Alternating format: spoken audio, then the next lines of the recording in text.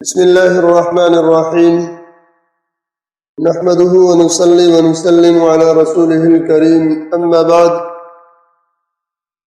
أعوذ بالله من الشيطان الرجيم سورة العصر مكية وهي 3 آيات. بسم الله الرحمن الرحيم والعصر إن الإنسان لفي خسر إلا الذين آمنوا وعملوا الصالحات وتواصوا بالحق وتواصوا بالصبر. شروع اللہ کے نام سے جو بے حد مہربان نہایت رحم والا ہے. والعصر قسم ہے عصر کی. ان الانسان لفی خسر مقرر انسان ٹوٹے میں ہے. الا الذین آمنوا مگر جو لوگ کے یقین لائے، وعملوا الصالحات اور کیے بھلے کام، وتواصوا بالحق اور آپس میں تاکید کرتے رہے سچے دین کی، وتواصوا بالصبر اور آپس میں تاکید کرتے رہے تحمل کی. خلاصہ یہ ہے کہ قسم ہے زمانے کی جس میں رنج و خسران واقع ہوتا ہے کہ انسان اپنی عمر ضائع کرنے کی وجہ سے بڑے خسارے میں ہے، مگر وہ لوگ جو ایمان لائے اور انہوں نے اچھے کام کیے، جو اپنے نفس کا کمال ہے، اور ایک دوسرے کو حق پر قائم رہنے کی فہمائش کرتے رہے اور ایک دوسرے کو اعمال کی پابندی کی فہمائش کرتے رہے جو دوسروں کی تکمیل ہے. تو جو لوگ خود بھی یہ کمال حاصل کریں اور دوسروں کی بھی تکمیل کریں، یہ لوگ البتہ خسارے میں نہیں بلکہ نفع میں ہیں. حضرت عبید اللہ ابن حسن فرماتے ہیں کہ رسول اللہ صلی اللہ علیہ وسلم کے صحابہ میں سے 2 شخص ایسے تھے کہ جب وہ آپس میں ملتے تو اس وقت تک جدا نہیں ہوتے تھے جب تک ان میں سے ایک دوسرے کے سامنے اس سورت یعنی سورہ والعصر کو نہ پڑھ لے. امام شافعی رحمۃ اللہ علیہ فرماتے ہیں کہ اگر لوگ صرف اسی صورت میں تدبر کر لیتے تو یہی ان کے لیے کافی تھی. سورۃ العصر قرآن کریم کی بہت مختصر سی سورت ہے، لیکن ایسی جامع ہے کہ بقول حضرت امام شافعی اگر لوگ اسی صورت کو غور و تدبر کے ساتھ پڑھ لیں تو دین و دنیا کی درستی کے لیے کافی ہو جائے. اس صورت میں حق تعالی شانہ نے زمانے کی قسم کھا کر فرمایا کہ نوع انسان بڑے خسارے میں ہے، اور اس خسارے سے مستثنی صرف وہ لوگ ہیں جو 4 چیزوں کے پابند ہوں: ایمان، عمل صالح، دوسروں کو حق کی نصیحت و وصیت اور صبر کی وصیت. یہ 4 چیزیں ہیں جو ان 4 چیزوں کے پابند ہیں، صرف وہی خسارے سے مستثنی ہیں. دین و دنیا کے خسارے سے بچنے اور نفع عظیم حاصل کرنے کا یہ قرآنی نسخہ 4 چیزوں سے مرکب ہے، جن میں پہلے 2 جز اپنی ذات کی اصلاح کے متعلق ہیں اور دوسرے 2 جز دوسرے مسلمانوں کی ہدایت و اصلاح سے تعلق رکھتے ہیں. یہاں پہلی بات یہ غور طلب ہے کہ اس مضمون کے ساتھ زمانے کو کیا مناسبت ہے. یعنی اللہ تعالیٰ نے زمانے کی قسم کھا کر یہ مضمون ارشاد فرمایا، تو اس مضمون کو زمانے کے ساتھ کیا مناسبت ہے، کیا ربط اور تعلق ہے اس کا زمانے سے.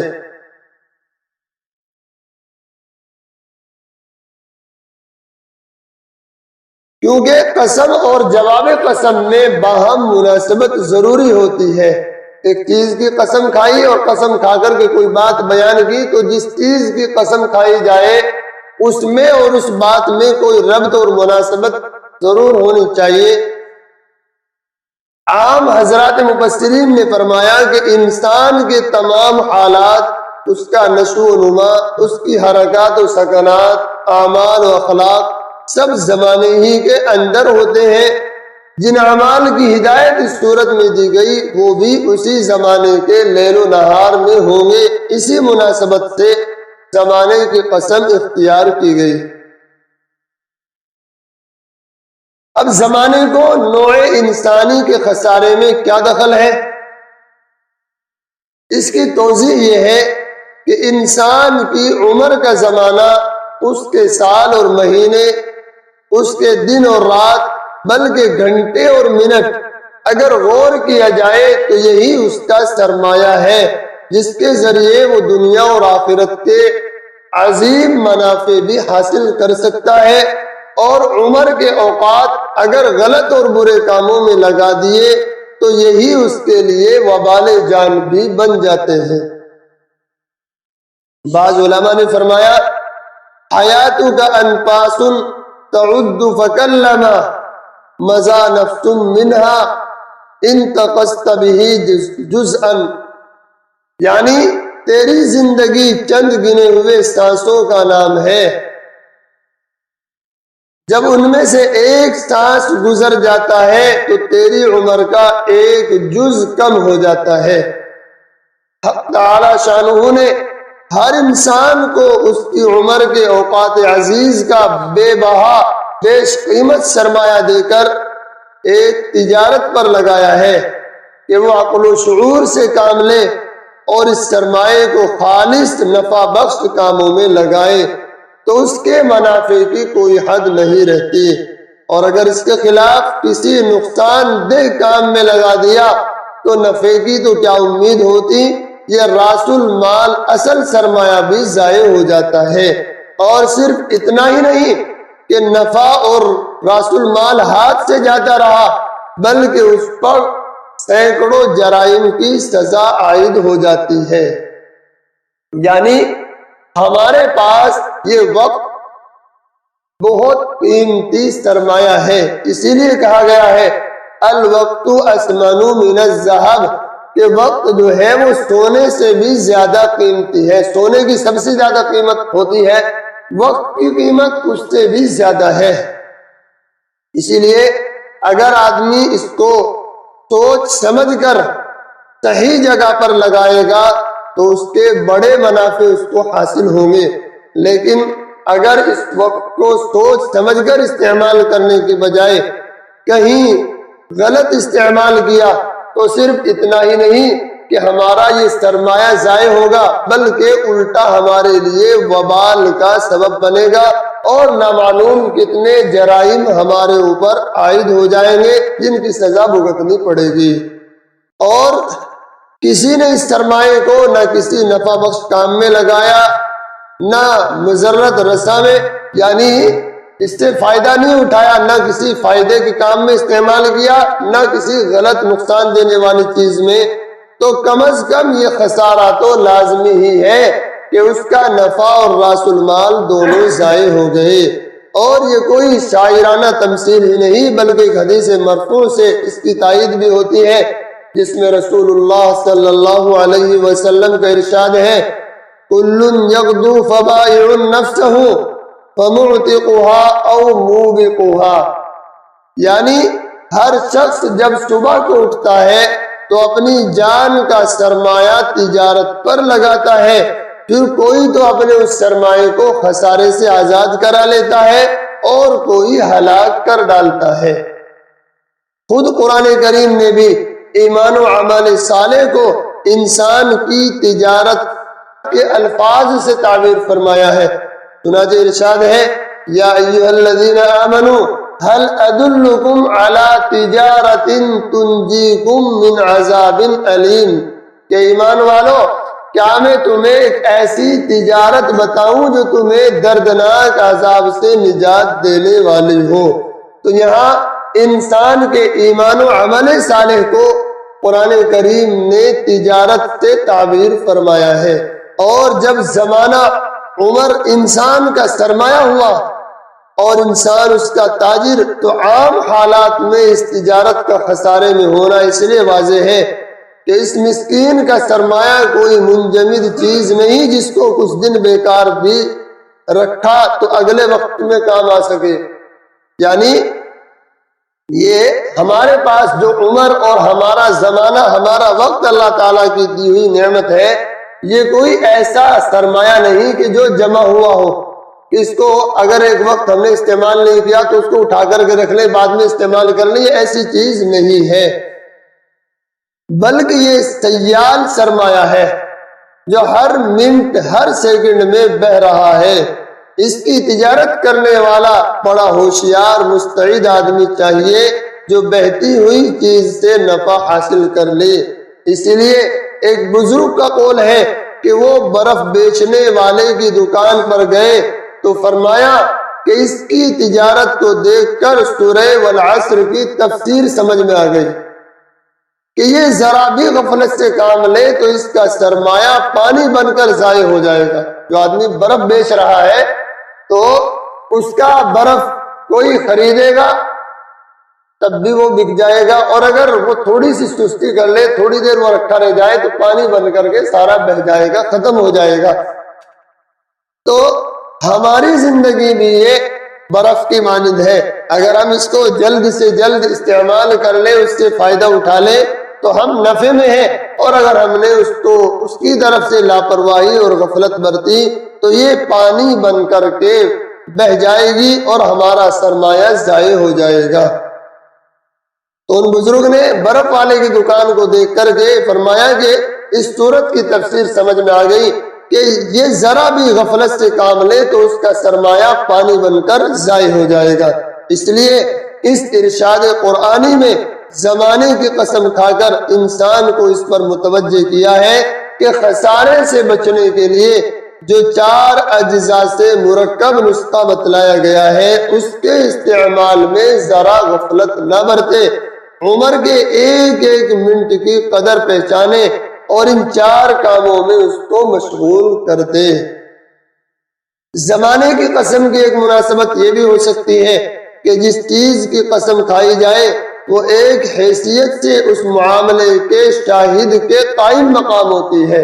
یعنی گواہ کے قائم مقام ہوتی ہے، اور زمانہ ایسی چیز ہے کہ اگر اس کی تاریخ اور اس میں قوموں کے عروج و نزول کے بھلے برے واقعات پر نظر کرے گا تو ضرور اس یقین پر پہنچ جائے گا کہ صرف یہ 4 کام ہیں جن میں انسان کی فلاح و کامیابی منحصر ہے۔ جس نے ان کو چھوڑا وہ خسارے میں پڑا، دنیا کی تاریخ اس کی گواہ ہے۔ آگے ان 4 چیزوں کی تشریح یہ ہے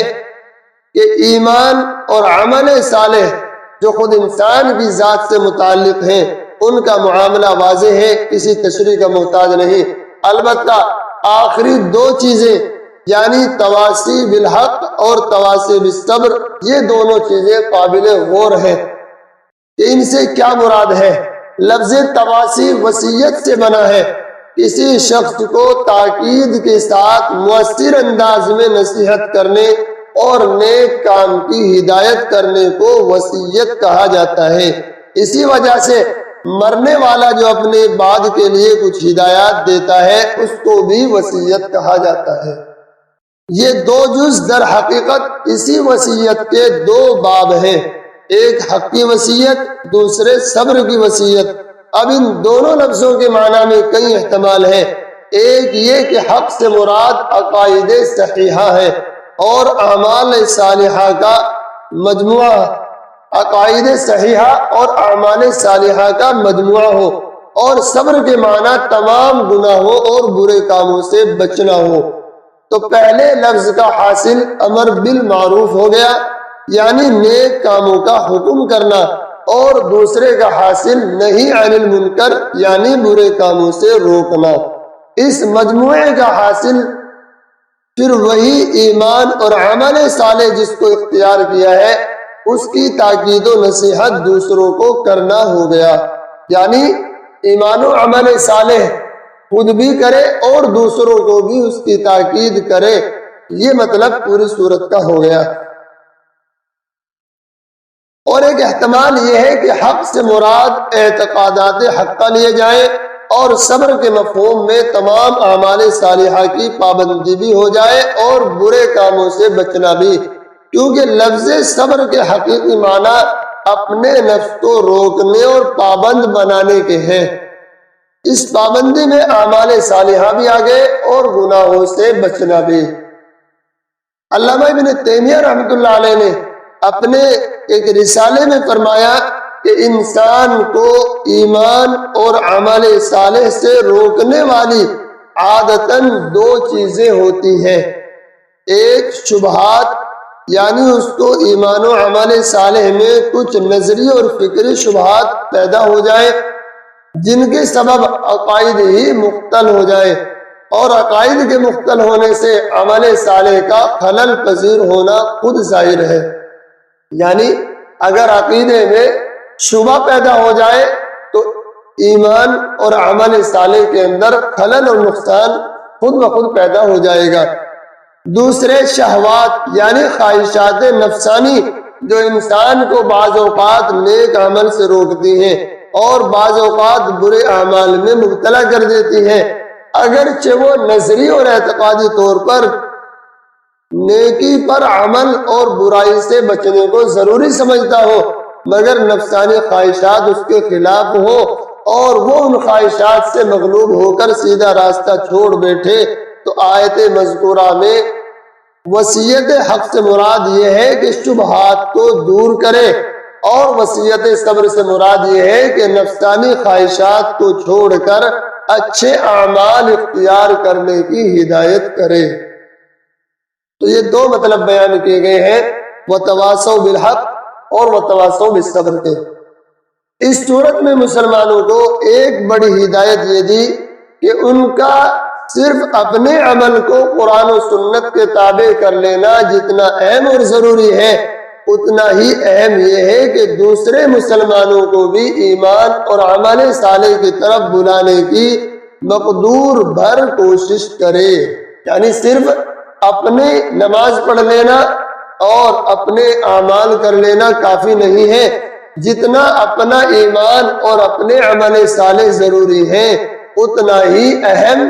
دوسرے مسلمانوں کو بھی ایمان اور نیک اعمال کی طرف اپنی قدرت بھر کوشش کرنا ہے، ورنہ صرف اپنا عمل نجات کے لیے کافی نہیں ہوگا۔ خصوصاً اپنے اہل و عیال اور احباب و متعلقین کے اعمال سیئہ سے غفلت برتنا اپنی نجات کا راستہ بند کرنا ہے۔ یعنی اپنے بال بچے ہوں، اپنے گھر والے ہوں، اپنے متعلقین، رشتہ دار، دوست احباب ہوں، ان کے برے اعمال کو دیکھ کر کے غفلت برتنا اپنی نجات کے راستے کو بند کرنا ہے، اگرچہ خود وہ کیسے ہی اعمال صالحہ کا پابند ہو۔ یعنی اگر متعلقین، اولاد، اہل و عیال یا رشتہ دار یا اپنے پاس پڑوس والے برے اعمال میں لگے ہوئے ہیں اور ہم اس کی طرف سے غفلت برتے ہوئے ہیں، تو خود کتنے ہی نیک اعمال کے پابند کیوں نہ ہو، وہ ہماری نجات کا راستہ بند کرنے والے ہیں اگر ہم ان کی طرف سے غفلت برتے۔ اسی لیے قرآن و حدیث میں ہر مسلمان پر اپنی اپنی قدرت کے مطابق امر بالمعروف اور نہی عن المنکر فرض کیا گیا ہے۔ یعنی نیک کاموں کا حکم کرنا، برے کاموں سے روکنا اپنی طاقت بھر ہر مسلمان پر فرض ہے۔ اس معاملے میں عام مسلمان بلکہ بہت سے خاص تک غفلت میں مبتلا ہے، خود عمل کرنے کو کافی سمجھ بیٹھے ہیں، اولاد و عیال کچھ بھی کرتے رہے اس کی فکر نہیں کرتے۔ تو یہ انتہائی اہم بات ہے کہ ہم سب کے سب ایک ہی کشتی کے اندر سوار ہیں۔ اب اگر کسی کشتی کے اندر کچھ لوگ سوار ہو اور اس کشتی میں کوئی سوراخ کرنے لگے یہ سوچ کر کے کہ میں نیچے سے پانی لے لوں گا، تو ظاہر سی بات ہے اگر دوسرے کشتی میں سوار لوگ سوراخ کرنے والے کو منع نہ کرے، نہ روکے، تو سب کے سب غرق ہونے والے ہیں۔ تو اسی طرح ہم سب کے سب اس دنیا میں ایک کشتی کے اندر سوار ہیں، اگر ہم نے یہاں برے اعمال کرنے والوں کو منع نہ کیا تو ایسا ہے جیسا ہم نے کشتی میں سوراخ کرنے والوں کو منع نہ کیا ہو۔ جس طرح کشتی میں سوراخ کرنے والوں کو نہ روکنا ہلاکت اور تباہی ہے، اسی طرح دنیا کے اندر برے اعمال کرنے والوں کو برائی سے نہ روکنا بھی ہلاکت اور تباہی کو دعوت دینے والا ہے۔ اسی لیے قرآن کریم نے فرمایا کہ تمام کے تمام انسان خسارے میں ہیں سوائے ان لوگوں کے جو ایمان لائے، عمل صالح کرے اور ایمان و عمل صالح کی دوسروں کو بھی تاکید کرتے رہے۔ اللہ تعالی ہم سب کو اس ہدایت پر عمل کرنے کی توفیق عطا فرمائے۔